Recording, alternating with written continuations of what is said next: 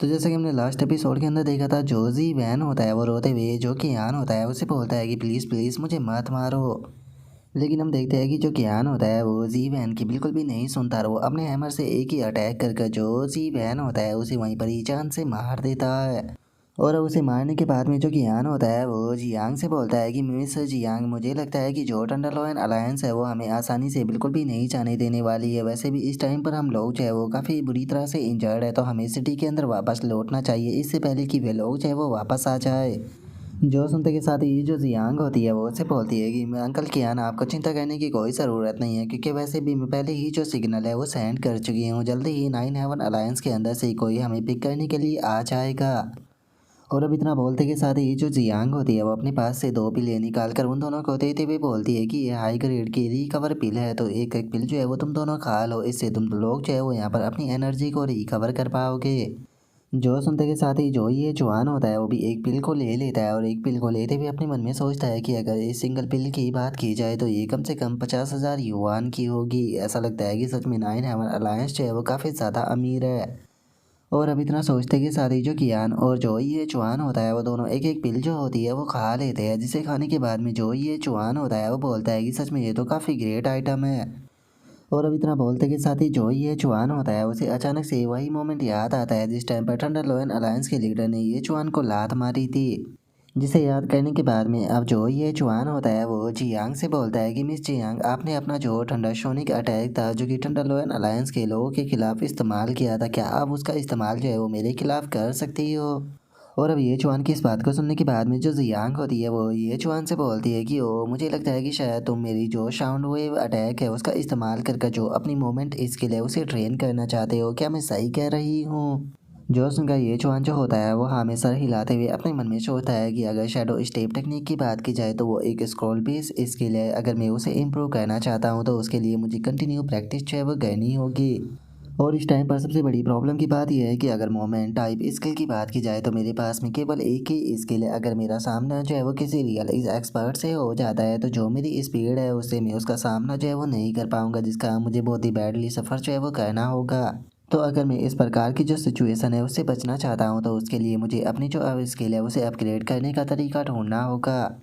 और ये चुआन के इतना सोचते के साथ ही जो जियांग होती है वो ये चुआन से हंसते हुए बोलती है कि ये चुआन, तुमने मेरी काफ़ी ज़्यादा मदद की है, लेकिन मेरा रियलम जो है वो तुमसे काफ़ी ज़्यादा हाई है, अगर तुम केयरफुल ना रही तो तुम्हें इससे चोट भी आ सकती है। जो सुनकर ये चुआन जो होता है वो बोलता है कि मैं पूरी तरह से तैयार हूँ। जो सुनते के साथ ही जो जियांग होती है वो बोलती है कि अगर तुम तैयार हो तो चलो फिर इसे शुरू करते हैं। और उसके इतना बोलते के साथ ही जो कियान होता है वो अपने मन में सोचता है कि चलो काफ़ी अच्छी बात है, मैं खुद भी इस चीज़ को देखना चाहता था कि इस बच्चे की जो रियल स्ट्रेंथ है वो कितनी है, क्योंकि अगर इसकी एबिलिटी की बात की जाए जिसका इसने पहले इस्तेमाल किया था, सच में वो एक गोल्ड टीयर की एबिलिटी थी। और अब कियान के इतना सोचते के साथ ही हम देखते हैं कि जो जियांग और जो ये जुआन होता है वो एक दूसरे के आमने सामने जो है वो आ चुके होते हैं। और अब हम जियांग को देखते हैं जो कि अपना जो वेपन होता है साउंड वेव का उसे बचाने के लिए तैयार जो है वो हो जाती है। और अब जो जियांग होती है वो अपना जो वेपन होता है उसे बचाने लगती है, जिसका उसके अंदर से एक अटैक जो होता है वो सीधे जो ये जुआन होता है उसकी तरफ आने लगता है। और जैसे ही वो ये जुआन के पास में पहुंचने वाला होता है तो जो ये जुआन होता है वो अपनी शैडो स्टेप टेक्निक का इस्तेमाल करते हुए काफ़ी आसानी से जो वो अटैक होता है उसे डोज कर देता है। और उस अटैक से बचने के बाद में जो ये जुआन होता है वो जियांग से बोलता है कि क्या आप और का इस्तेमाल जो है वो कर सकते हो, क्योंकि मुझे लगता है कि एक से बचना मेरे लिए आसान है। और अब ये जुआन को अपने अटैक को डोज करता हुआ देखकर जो जियांग होती है वो भी हैरान रह जाती है, और हैरान होते हुए बोलती है कि साउंड वेव टेक्निक जो है वो मेरी स्पेशल टेक्निक है, लेकिन सच में एक क्लिम्पाउंड रियलम के सेकंड रैंक के बंदे ने मेरे अटैक को डोज कर दिया। और अब इतना बोलते के साथ ही जो जियांग होती है वो अचानक से ये चुआन के ऊपर काफ़ी सारे साउंड वेव अटैक जो होते हैं वो कर देती है, और हम देखते हैं कि जो ये चुआन होता है वो काफ़ी खूबसूरती के साथ में सभी अटैकों से बचने लगता है।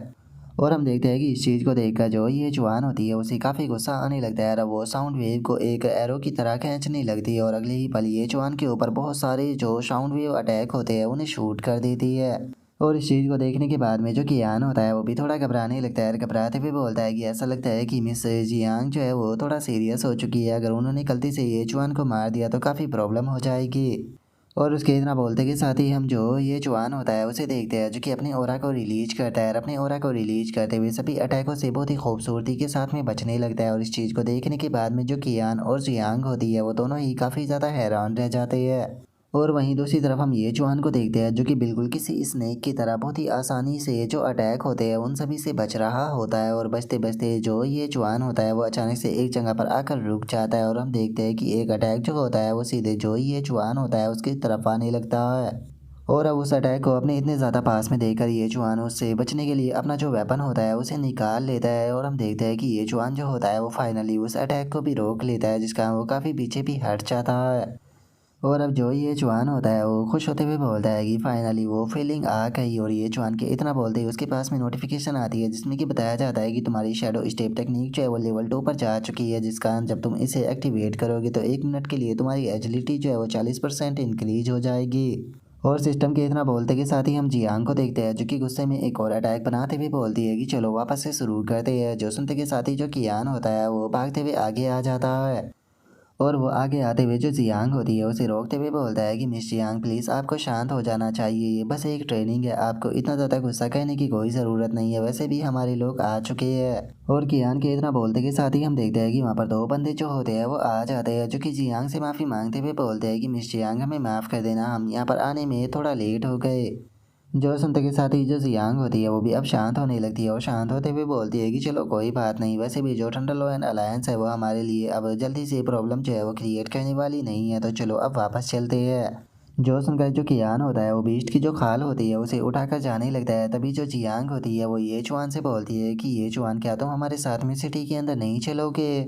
जो सुनते के साथ ही जो ये चुआन होता है वो जियांग को मना करते हुए उससे बोलता है कि नहीं, मुझे अभी भी यहाँ पर थोड़ा सा काम है जो कि निपटाना है, तो मैं उस काम को निपटाने के बाद में ही सिटी के अंदर जाऊँगा। जो सुनकर जो जियांग होती है वो ये चुआन से बोलती है कि ठीक है, अगर ऐसी बात है तो तुम यहाँ पर अपना ध्यान रखना, मैं तुम्हारा 9 अलायंस के अंदर इंतज़ार करूँगी क्योंकि जब तुम वापस आओगे तो मैं तुम्हें वहाँ पर वेलकम गिफ्ट चाहे वो ज़रूर दूँगी। और उसके इतना बोलते के साथ ही अब हम देखते हैं कि जो जियांग होती है वो वहाँ से चली जाती है। और उसके बाद से जाते के साथ ही ये चुआन जो होता है वो वहाँ से भागने लगता है और भागते हुए वो अपने मन में सोचता है कि मैं उम्मीद करता हूँ कि वो ट्रेजर अभी भी वहीं पर हो। और अब इतना सोचकर हम देखते हैं कि ये चुआन जो होता है वो स्पाइडर के जो गोल्डन स्कल होते हैं उनके पास में आ जाता है और उन सभी को बांधते हुए अपने मन में सोचता है कि चलो जो गोल्डन स्कल है वो अभी भी यहाँ पर मौजूद है, मैं इनकी मदद से अपने लिए एक पावरफुल आर्मर जो है वो बनवा सकता हूँ, क्योंकि वैसे भी मेरा जो आर्मर है वो पहले ही टूट चुका है और मुझे उम्मीद है कि अगर इनकी मदद से मैं आर्मर को बनवाऊंगा तो वो आर्मर जो है वो काफ़ी ज़्यादा पावरफुल होगा।